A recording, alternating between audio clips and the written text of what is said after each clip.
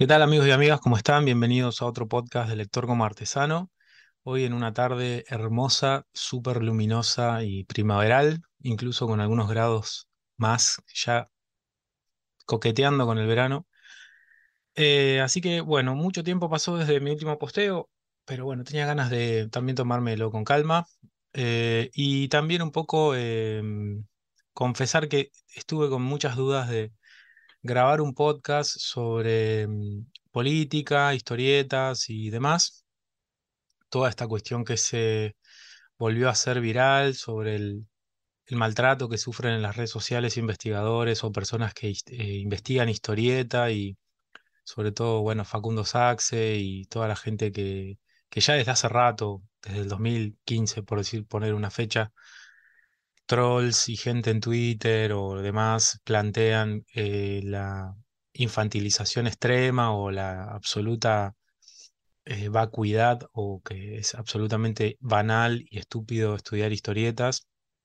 Pero bueno, justo se cruzó con un podcast que lo recomiendo siempre que puedo y que hoy más que nunca se llevaría el premio Pulitzer de los podcasts, creo, es de este año, que fue lo que hicieron los chicos de la Batea con el podcast sobre el capítulo, ¿no? Sobre historieta y CONICET o historieta y ciencia, no recuerdo ahora cómo lo titularon, pero es absolutamente recomendable, necesario, yo creo que es muy necesario escucharlo, sobre todo para cualquiera, ¿no? Pero me gustaría que lo escuchen todas estas personas que plantean la cuestión como inoperante o la falta de necesidad, ¿no? Como absolutamente innecesario. Algunos plantean que se investiguen ciertos temas o que se debatan algunas cuestiones a través de instituciones del Estado. Así que nada, mis felicitaciones para ellos y la recomendación de eso. Si tuviera que recomendarle, sobre todo también un par de cosas que yo quería armar un podcast sobre, bueno, pensemos ya cosas que leí sobre política. Creo que todos estamos al tanto de la marea Milei y de todo este mundillo, este caótico, apocalíptico y liberal que pareciera vislumbrarse. Yo recomendaría, que quise hacer un podcast y la verdad que me lo bajé porque no tengo tiempo para hacerlo, pero recomiendo el libro de Pablo Stefanoni, ¿Por qué la rebeldía se volvió de derecha o la rebeldía se volvió de derecha? De siglo XXI Editores, que es un libro premonitorio para nuestra localía, digamos, para la cuestión hoy de Milei y demás, pero que ya anticipaba una tendencia mundial que el libro reconstruye. O sea, el libro no se trata sobre Argentina, sino sobre un proceso mundial enfocado en Estados Unidos y Europa principalmente, y retrata básicamente, bueno, qué piensan los jóvenes o jóvenes, digamos, personas de 15 a 40 años, por decir así, 35 años, sobre la política, sobre la lucha cultural, como ellos la definen, o la lucha contra el marxismo cultural, así que es re interesante todas esas concepciones, de las cuales Milei y todo el movimiento más contracultural hoy se hacen, digamos, de herramientas conceptuales para construir un mundo de acuerdo a sus intereses. Así que se los súper recomiendo. Es un libro que no sé por qué edición va, pero agotó ediciones porque es tan necesario como el agua. Y también si les tuviera que recomendar, bueno, el Le Monde Diplomatique sacó un montón de un dossier específico sobre ya ambientado y enfocado en Argentina. La revista Anfibia también está haciendo un trabajo enorme. Algunos editoriales de Carlos Pagni, no sé si lo ubican, el periodista que trabaja en el diario La Nación, tiene un programa que se llama Odisea Argentina y hay algunos de esos editoriales, sobre todo los de hace un mes más o menos, que retratan muy bien todo el entramado político del electorado argentino y la demanda finalmente, porque como todo, el fenómeno puedes pensarlo de dos maneras. Lo puedes pensar desde arriba, es decir, la aparición de algo que coopta o que nubla o que roba, ¿no? Viejas lealtades, o perdón, desde arriba, o desde abajo, que es las personas comienzan a ver, los hombres y mujeres de a pie argentinos comienzan a ver en candidatos de derecha extrema la salida a algo. Es decir, no, a veces se mira demasiado al personaje y no a lo que está ocurriendo por debajo. Y bueno, estos editoriales lo que hace Le Monde Diplomatique te muestra básicamente el problema social, ¿no es cierto? Y después, bueno, por último, un texto de Ian Kershaw, que tiene un libro que se llama Descenso a los Infiernos. Ian Kershaw es uno de los historiadores más renombrados, más importantes de los últimos 15 a 20 años en historia contemporánea, es decir, historia de la Guerra Mundial, de la Segunda Guerra Mundial, del fascismo, del nazismo. Es un gran estudioso de esos fenómenos.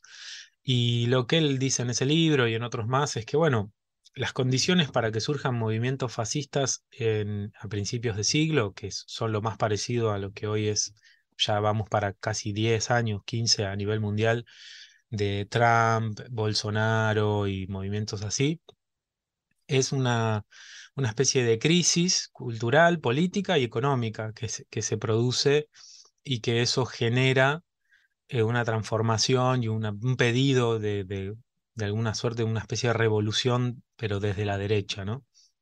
Y también es interesante ver que esos movimientos de extrema derecha y la crisis es el motor que los alimenta, por decirlo así. La caída de algunos valores y el principio, por ejemplo, democrático, del respeto a la diversidad. En general, siempre existen movimientos que están en contra de eso. Lo llamativo es que se hagan mayoritarios y que la población que en otro momento apoyaba esos movimientos de respeto por la diversidad y tolerancia, hoy se vuelven intolerantes y agresivos o al menos apoyan a candidatos que hacen eso. El fenómeno es muy difícil de explicar y no era la idea del podcast de hoy, pero bueno, Ian Kershaw es uno de los estudiosos y dice, bueno, no es casual que la finalización de la Primera Guerra Mundial traiga como consecuencia el surgimiento de fascismos, porque fue una de las guerras más sangrientas del siglo XX. Y seguido a eso, 10 años después se produce el crack de Wall Street, la crisis del 30 llamada, que también va a dar lugar a una desilusión absoluta de la promesa liberal capitalista clásica que es yo trabajo y con mi plata puedo hacer todo y mi mérito individual se plasma en, ¿no? Es que es como un poco la ideología y la fábula del liberalismo, decirte que con tu esfuerzo personal vas a lograr todo, ¿no? Caídos esos dos valores, la guerra y la crisis económica, se consolidan proyectos más autoritarios en Europa, pero dice Kershaw, y eso es interesante, no se plasman en toda Europa, sino que hay lugares donde eso entra más. ¿Dónde entra más? En general dice donde hay instituciones más fraccionadas, más partidas, partidos políticos más fraccionados y más descoordinados, y donde hay valores democráticos más endebles. Entonces, es interesante ver que el fascismo no pegó en todos lados por igual en Europa, ¿sí? El fenómeno italiano, por ejemplo, no se plasmó en, no sé, Francia, Grecia, no sé, Noruega, Finlandia, los países bálticos, sino que tuvo un gran componente el lugar que tuvo Italia en la Primera Guerra y finalmente los valores democráticos de la sociedad italiana. Entonces, mucho para pensar, ¿no? Lo dejo como un hilo ahí dando vueltas y son temas que los vemos siempre yo cuando doy clases y todo, así que no era la idea de hoy el podcast, pero no quería dejar pasar primero la recomendación de que escuchen el podcast de la Batea sobre CONICET y ciencia e historieta, que cómo no va a haber posibilidades de preguntarnos y investigar esas cosas. Yo creo que absolutamente sí. Y en segundo lugar, algunos libros, Pablo Stefanoni, Le Monde Diplomatique, editoriales de Carlos Pagni, y demás, sigan esas cosas y yo creo que ahí van a poder encontrar algunas respuestas de por qué Argentina hoy tiene el candidato más votado con un proyecto de destrucción casi del Estado, de individualismo extremo, intolerancia y revival o reivindicación de la última dictadura del 76, ¿no es cierto? Todo ese combo se explica, tiene una explicación. Yo me reniego a pensar que solo es gente controlada por los medios o por una agenda X o lo que fuera. Hay una explicación social, política y esta gente está haciendo esfuerzos enormes para explicarlo, ¿no? Pero bueno, hoy quería hablar de algo que también lo fui como decantando y tengo muchas ganas de hablarlo, que es eh, la salida relativamente nueva desde el año pasado hasta ahora, de lo que yo pienso en una especie de nueva o de un filón que se recupera, pero con voces nuevas y con proyectos nuevos de historias basadas en magia, fantasía, un poco de gótico también. El tono no me di cuenta, pero las que elegí tienen todos un componente vampiresco, gótico, Edgar Allan Poe, o Lovecraft también, ¿no? Y bueno, los elegidos para charlar y recomendar son Sacra Besser de Paula Andrade del 2023, que salió ahora en la Crack Bam fue presentado. Sangre Vampire de Jules o Femimutancia, que está en la plataforma de cómics Webcomic Mutante desde el 2022 y todavía sigue saliendo. El Fuego que Purifica de Dolores Alcatena, salida el año pasado, ganadora de los Cinder y de algún que otro premio, no me acuerdo si ganó también el premio de la Crack, el Trillo, por este o por otro. Aquelarres de Patricio Oliver del 2023 y un viejito pero inoxidable recomendable es Legión de Salvador Sanz, salida en el año 2006 originalmente, ¿no?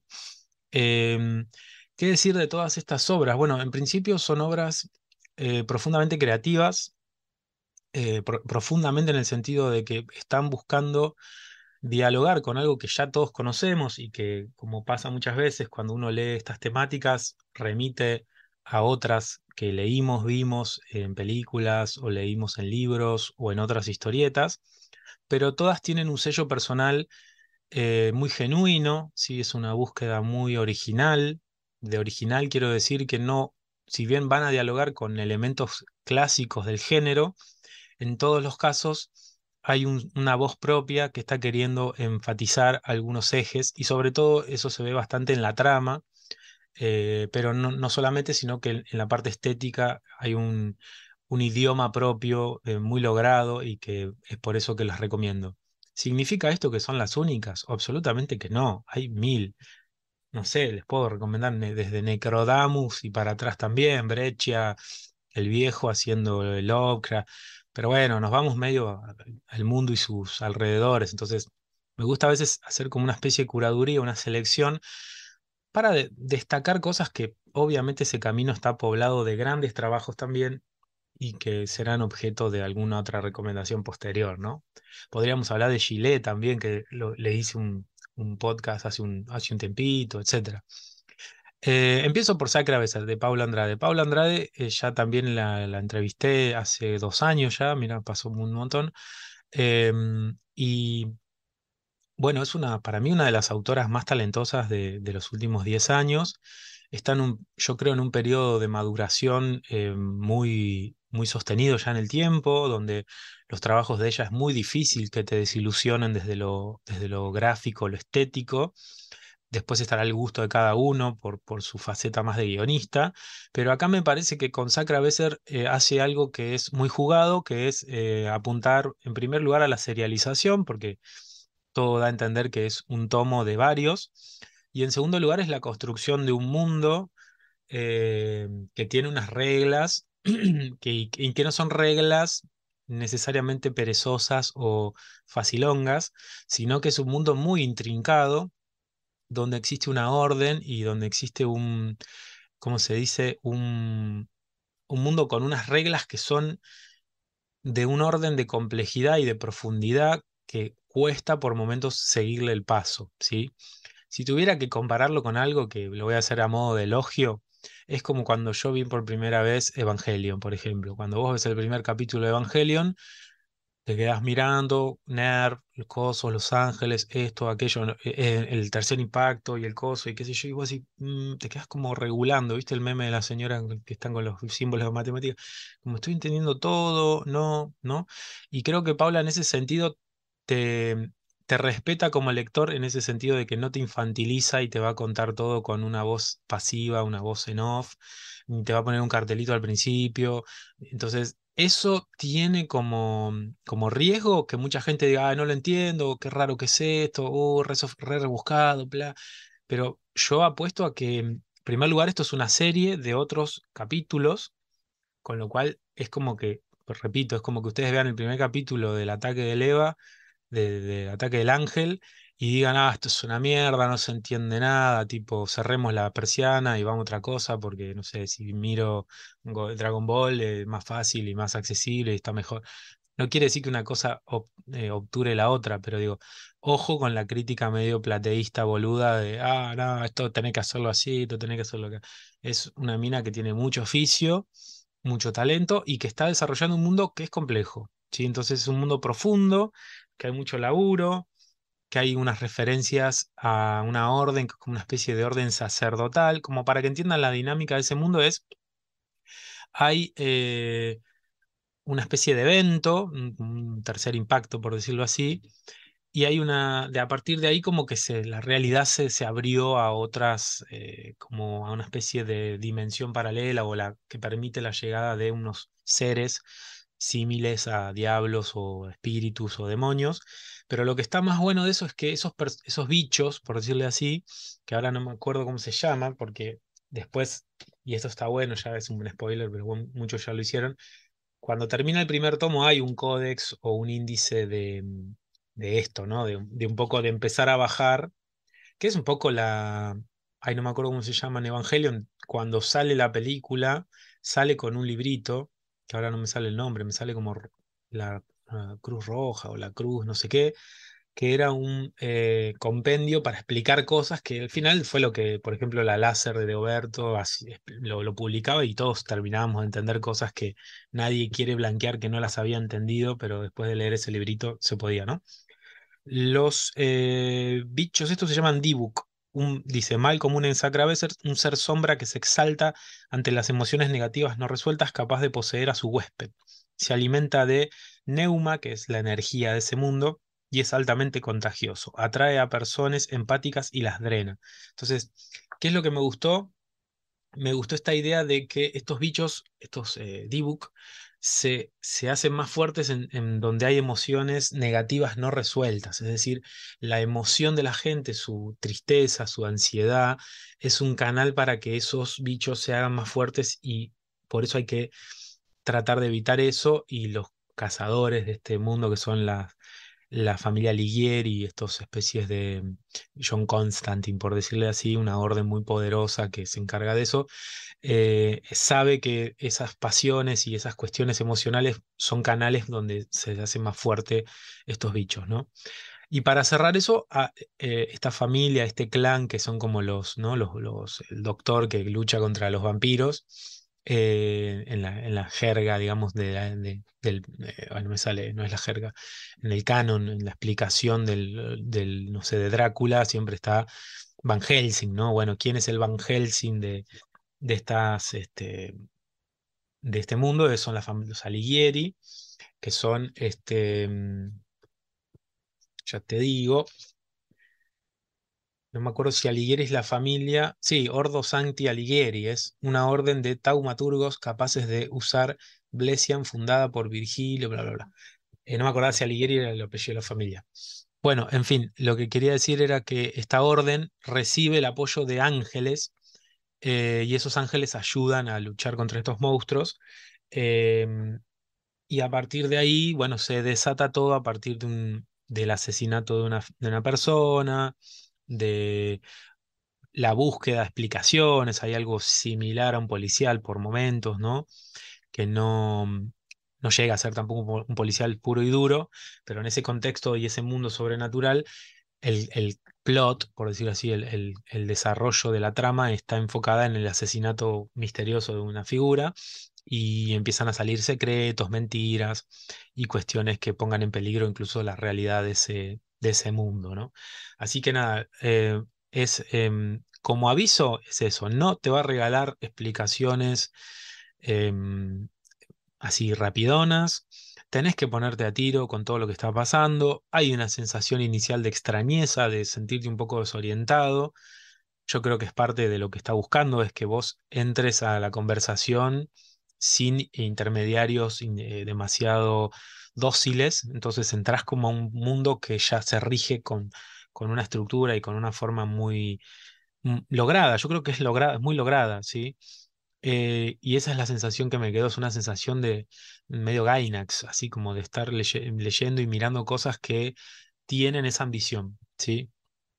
Eh, y después, bueno, a nivel visual me parece genial, me parece que está en su momento más también ambicioso en términos de técnica, en términos de desarrollo de visual, de página, ¿no? Puesta en página y demás, a mí me encanta. Así que yo apuesto un montón por esto. Es un elogio que voy a repetir en todos, pero ese mundo arcano, complejo y ese uso de la magia como una magia con reglas, con... Es la magia, hay magia de sangre, hay magia de un tipo, del otro, o sea, todo tiene su explicación.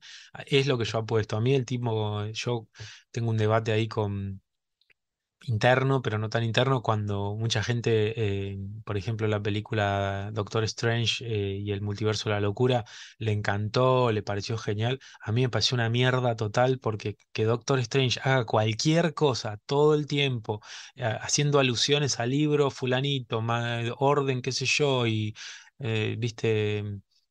Pim pam pum, saco un monstruo gigante, juego con notas musicales, porque él es mago y es el hechicero supremo, es de un nivel de vagancia guionística. Ponele. Es un guionista que le da fiaca armar el mundo y ponerle reglas. Si vos comparás Doctor Strange uno con 2 te vas a dar cuenta que en Doctor Strange uno tiene mucho más límites la magia. Y es lo que la vuelve interesante. Si no, la magia explica todo, ¿no? El famoso meme de los Simpson, un hechicero lo hizo. Así que es un gran peligro a nivel guión jugártela a decir, bueno, no, no, todo es mágico, hay una espada mágica, un libro mágico, un sombrero mágico, seres mágicos, todo es mágico y todo se explica por ser mágico, te termina jugando en contras, te rompe la verosimilitud y se transforma en que al final todo lo que pase no importa porque un mago lo va a arreglar, que es lo que pasa en Doctor Strange 2, ¿no es cierto? Y que acá no pasa, por suerte, en ninguno de los textos que estoy recomendando y en Sacra va a ser menos, por eso. Así que nada, no quiero extenderme tampoco. Léanlo, mírenlo. Hay muchas reseñas dando vueltas, algunas un poco más buenas, más benévolas, otras un poco más críticas. Eso significa que es una obra que está haciendo también su camino y que, bueno, una apuesta por la serialización. Yo desde hace rato vengo pensando en que eso es lo que hace falta. Así que mis bendiciones, digamos, para todos los que apuesten por eso, incluido Paula, ¿no es cierto? Así que nada, paso a Sangre Vampire de Jules Femimutancia. Acá es otro mundo, ¿no? Es otra construcción de un mundo con elementos más similares al nuestro. No es un mundo full externo, sino que es un mundo en el cual hay vampiros, ¿no? ¿Y qué es lo que tiene de interesante? Es, en primer lugar, el vínculo que se van a dar entre los vampiros y sus acólitos. Y finalmente, el desarrollo a mí a nivel argumental me gustó mucho la forma en cómo está contada, ¿no? ¿Cuál es el plot? Digamos, es un personaje principal que se llama Nube, que es, digamos, no me sale la palabra, es cooptado, es vuelto, transformada en un vampiro. Entonces, Fantasía sería su antagonista, que es quien la transformó a Nube en vampiro. Y hay una enemistad que se va a ir desarrollando y lo interesante es la forma que está explicada, que está cada capítulo contado, donde vos vas enterándote también de a huellas, ¿no? De a pistas, como eran como una especie de capítulo flashback, ¿no? En el primer capítulo, Nube y Fantasía están peleando. Y en el segundo capítulo vas más hacia el pasado de Nube y en otro capítulo vas más hacia el pasado de Fantasía y se va como reconstruyendo lo que leíste al principio, se resignifica con los capítulos posteriores, lo cual es una apuesta que de vuelta a mí me parece súper creativa, interesante y que funciona para el formato webcomic, que tiene a veces sus problemas en términos de cómo contarlo, ¿no? De una obra que está en proceso, cómo la vuelvo interesante y ganchera. Así que por ahí todo está bien, para mí me cierra muchísimo. Me gusta mucho el link que hay hacia lo gótico, pero no es lo gótico clásico de la ciudad, viste, al londinense, la bruma y la cuestión, sino que es también un vínculo con otras geografías, con otros personajes, con otros cuerpos, son otras personas, otras figuras, otras cosas. Y en segundo lugar, en los personajes. muy al estilo que ya tiene, un estilo visual muy iconográfico, ¿no? Icónico, por decirlo así, muy reconocible, Jules. Pero bueno, más allá de su estilo, ya en todo lo que haga, acá decide también darle una estética a los personajes, primero, en primer lugar, con como una línea más egipcia, un pasado, digamos, más egipcio de estos demonios vampiros, y hay un capítulo que va para allá. Una magia gótica, donde lo gótico y esta sensualidad y esta cuestión que el mundo de los vampiros ya tiene. Los diseños de los personajes tienen toda una estética medio bondage, medio así cuero, látex y piel y, ¿no? Y cadenas y qué sé yo. Y funciona muy bien, se logra muy bien transmitir la sensualidad que siempre está en el mundo de los vampiros, ¿no? De esto de beber la sangre de otro, los cuellos y esta sexualidad como todo el tiempo latente que está, ¿cómo se dice?, sublimada en el mundo de los vampiros. Está muy bien retratado, funciona muy bien. No solo eso, sino que también los personajes son muy interesantes y funciona muy bien también la forma de presentar cuerpos, llamémoslo, no hegemónicos, en un mundo propio, con un lenguaje propio y sobre todo con mucho ya recorrido dentro del mundo de los vampiros. Piensen que si hay algo que es muy remanido y que es muy fácil caer en un problema de repetición, clichés y demás, es uno de los ejes del terror, los vampiros y el mundo así gótico. Y sale muy bien para Jules con un trabajo, como ya lo dije, ¿no? Creativo, diverso, que tiene un trasfondo, si querés, de diversidad sexual, nuevas identidades sexuales. No está subrayado ni está, como se dice, panfletario, lo cual es perfecto, ¿no? El tono se entiende, está, ocurre, ¿no?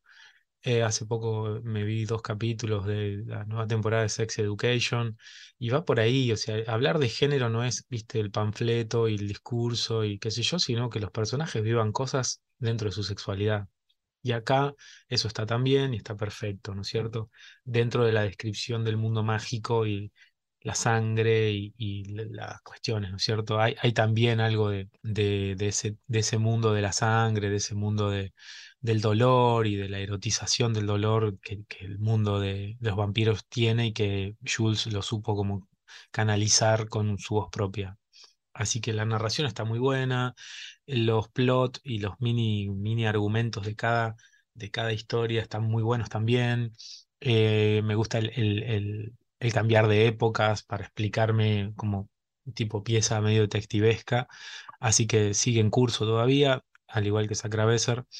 Y bueno, mis felicitaciones también para Jules. Y bueno, léanlo, mírenlo, que está genial. Paso al Fuego que Purifica de Dolores Alcatena del año pasado, 2022. Acá es otro mundo también, es un mundo donde la magia está como mucho más contenida, ¿sí? Y lo fantástico también. Es un mundo mucho más parecido a lo que podríamos llamar fantasía medieval o fantasía épica, ¿no? Con un mundo donde no hay tecnologías y bueno, es un mundo campesino, con referencias al medioevo, no estrictas.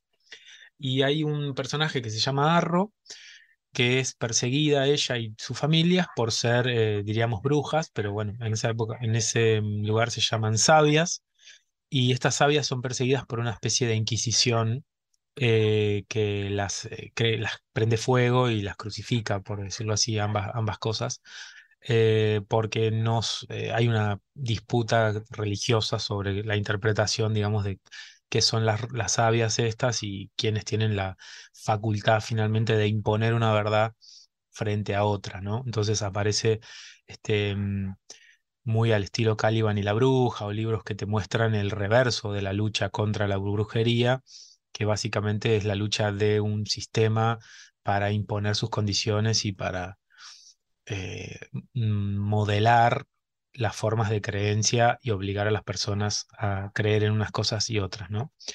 Hay entonces esta idea de las brujas, el paganismo y la Inquisición, ¿no? Que reverbera mucho, el autoritarismo y la intolerancia frente a eso. Pero bueno, más allá de eso, el personaje está muy bueno. Es un gran ejemplo de muchas veces de que, el, ¿cómo decirlo? El mundo puede estar perfecto, pero si no hay personajes que avancen en la trama, que tengan, no sé, emociones, búsquedas, desafíos, ese mundo tan prolijito puede transformarse en algo tedioso o aburrido, y en esta obra eso no ocurre porque Arro es un personaje muy al estilo Estudio Ghibli, por decirlo así. Es una persona que sufre, que vive, que es mandada, que tiene ambición, que tiene búsquedas, que tiene desafíos enfrente todo el tiempo. Y a Arro lo que le va a pasar es que, bueno, inicialmente así arranca la historia, ¿no? Su madre muere y tiene que, bueno, hacerse la vida fuera de su círculo, digamos, más conocido, y es educada por uno de estos sacerdotes que es ciego y que la confunde con un nene. Entonces hay algo re interesante ahí también, que ella como que para el tipo cambia su género y pasa del lado del enemigo, por decirlo así, y vive dentro de ese modo, de ese mundo del enemigo, pero al mismo tiempo no es el enemigo que mató a su madre, sino que es un cura de estos sacerdotes, eh, como que está en la frontera, digamos, vive fuera de la orden y de las cuestiones más estrictas, es mucho más dócil, más empático, y tiene una relación con una otra sabia que se llama Bronwyn, este señor Talerin, con Bronwyn, Bronwyn, y Arro hace como ese mundo, ¿no? Entre Bronwyn, la bruja, Talerin, el sacerdote, este inquisidor, y ella entre ambos mundos, ¿no? Entonces es interesante todo ese camino. Y dentro del mundo fantástico aparece algo que a mí me encanta siempre, que es nuevamente, ¿no? Algo dosificado, controlado, que es el bosque tiene como unos seres antiguos. Esos seres antiguos se llaman los antiguos, creo, sí, los antiguos. Estos seres fantásticos que viven en los bosques y que las sabias se encargan de cuidarlos, ¿sí? Las sabias se encargan de cuidarlos, y dice, porque si no mantenemos vivos a los antiguos, dice en un momento la bruja Bronwyn, se embrutecen, dice, y si se embrutecen son como unos dioses que se vuelven más fuerzas de la naturaleza y los perdés. Y eso me pareció una joya. Me hizo acordar a la princesa Mononoke cuando habla de los espíritus del bosque, ¿no? Y es ese abandono de lo fantástico, y es la tensión, ¿no? Entre modernidad, donde la modernidad ve el bosque como un recurso o como un peligro, pero no un peligro porque haya seres fantásticos, y el mundo más mágico que piensa que hay fuerzas vitalísticas, animistas, que, que están dentro del bosque y hay que cuidarlas y hay que alimentarlas. Me parece que es muy de antropólogo, eso es muy antropológico, esas miradas distintas, esa alteridad en el mundo, y Dolores lo maneja muy bien, ese registro de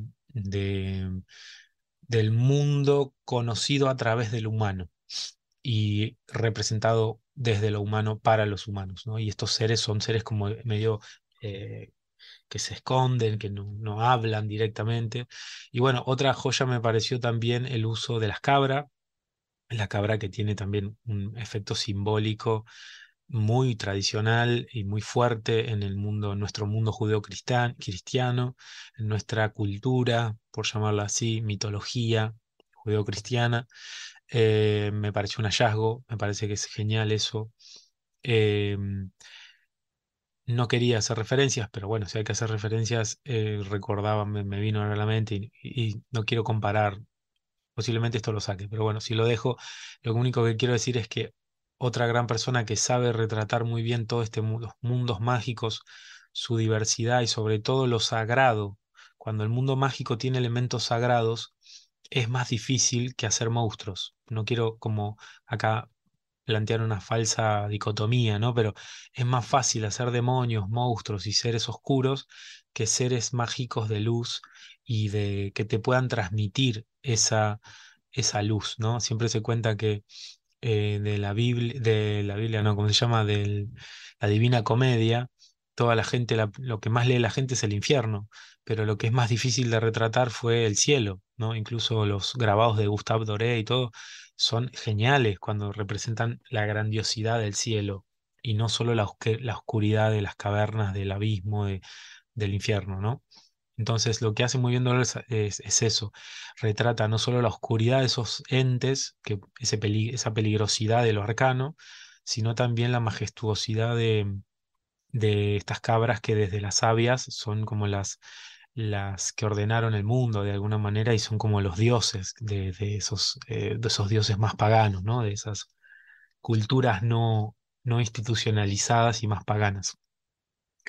Así que toca una fibra ahí dentro de la cosmogonía y la simbología judeocristiana muy interesante, y me pareció un logro. Y algo que hace muy bien Dolores es narrarte el sufrimiento de sus protagonistas. Sufren todos de una manera hipercristiana, por decirlo así, que es el camino del dolor, del sufrimiento, la pérdida.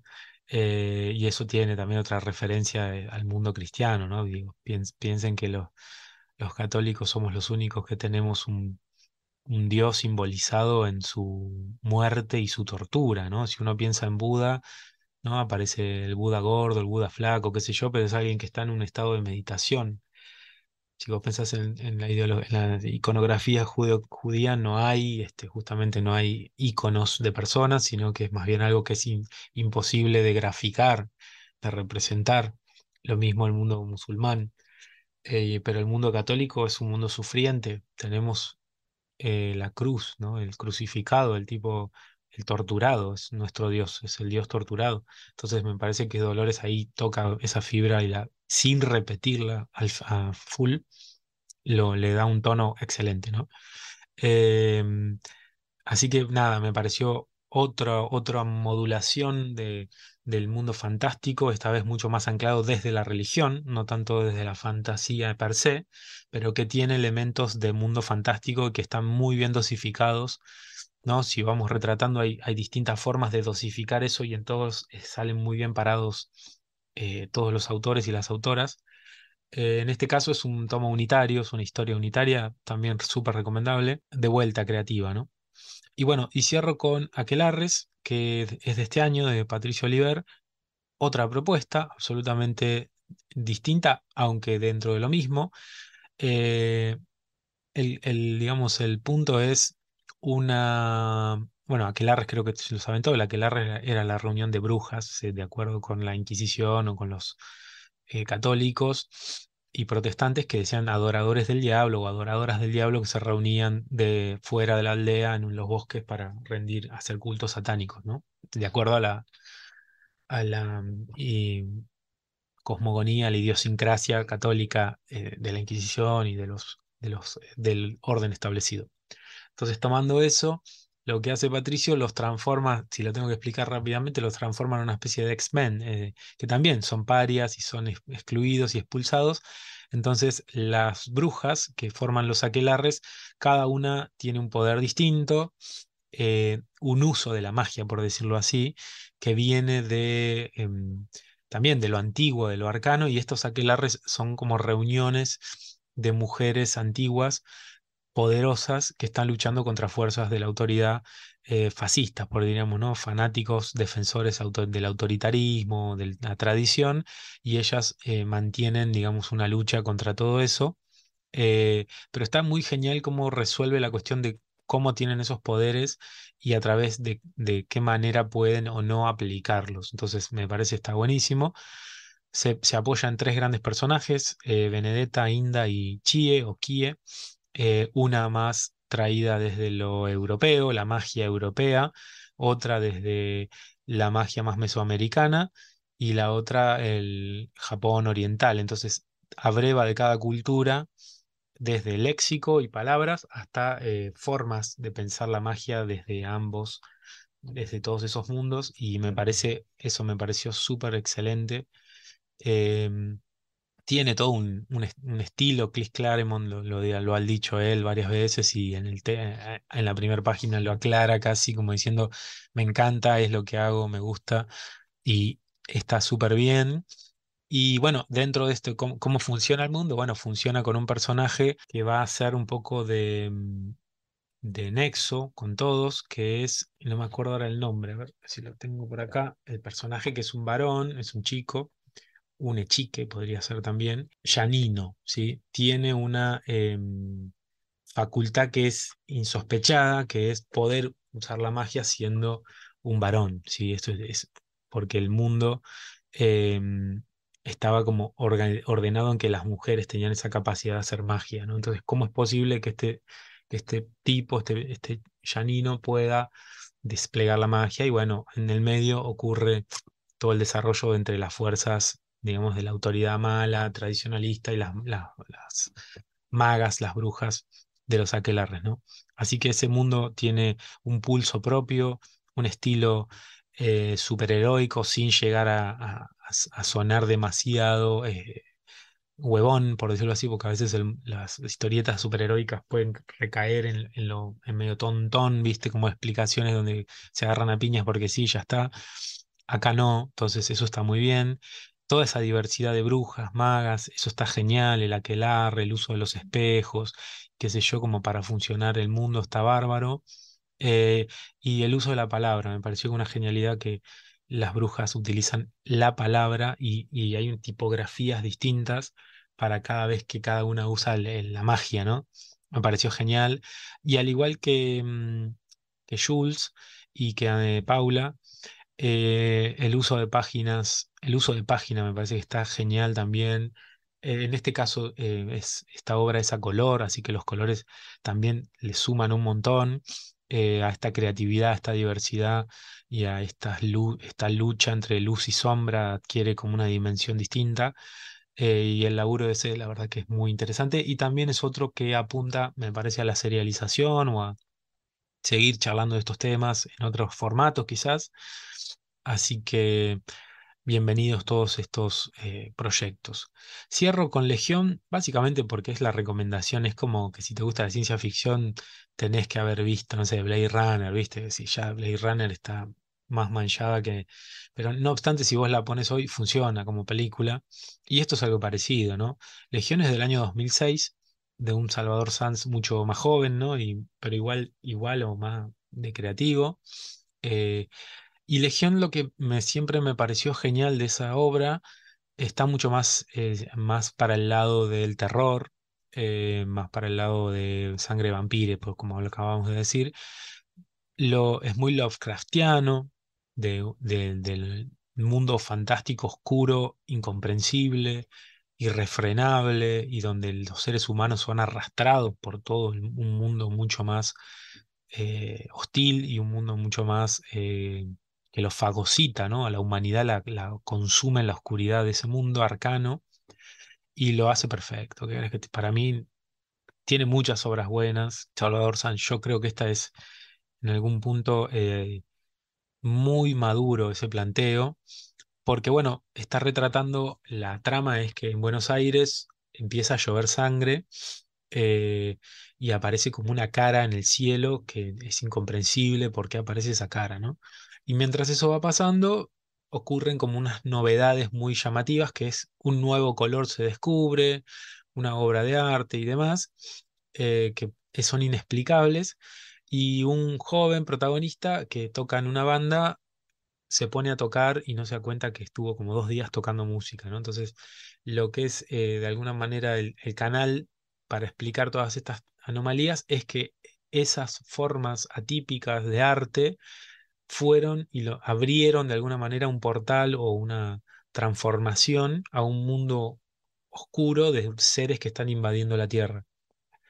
Eh, los seres, el mundo, digamos, la forma de pensar, digamos, a esos seres que invaden y a esa transformación que vive el mundo están geniales. ¿Sí? Es un mundo apocalíptico que te transmite una oscuridad, una desazón y esta idea de una humanidad frágil como pocos, ¿sí? Yo creo que Dolores también lo logra mucho, esta idea del sufrimiento, de transmitirte el dolor que pasan los protagonistas. Bueno, Salvador Sanz acá lo hace de manera brutal, es un cómic brutal también el final, todo, no voy a spoilearlo, ¿no? Pero es autoconclusivo.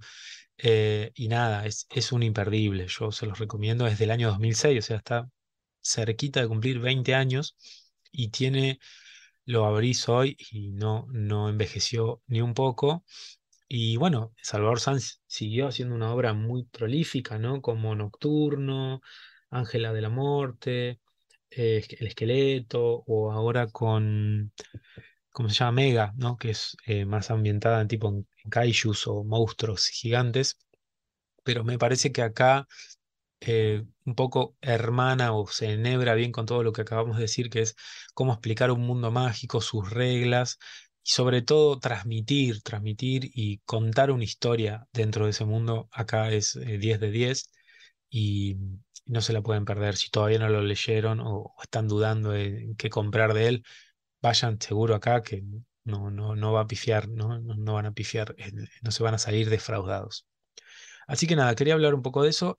Recopilando, me parecen obras que tienen madurez, que apuntan a son todas relativamente recientes, de autores jóvenes, todos, y que es otro signo más de la diversidad, de la pluralidad y sobre todo de la eh, profunda transformación y el profundo talento que hay entre los autores y las autoras de historieta argentina. Yo creo que cualquiera de estas cosas, siempre lo digo, si tuviera más presupuesto o si hubiera un conglomerado audiovisual un poco más diversificado en Argentina, o si pudiéramos tener la posibilidad de que la serialización no dependa tanto de los autores, sino de un sistema que les pueda dar más periodicidad, estaríamos hablando de cosas no digo mejores, pero de productos que podrían estar mucho más cerca de nosotros, y llegar a más personas, ¿no? La gran pregunta sobre eso, ¿no? De cómo llegar a más gente a la historieta. El terror es un gran camino, la fantasía. eh, y bueno, tenés una puerta ahí para entrarle, ¿no es cierto? Bueno, espero que la hayan pasado bien. Nos vemos en el siguiente podcast y no se olviden de comprar algo de esto que le hacen bien a la historieta, al país y a mí. Un abrazo.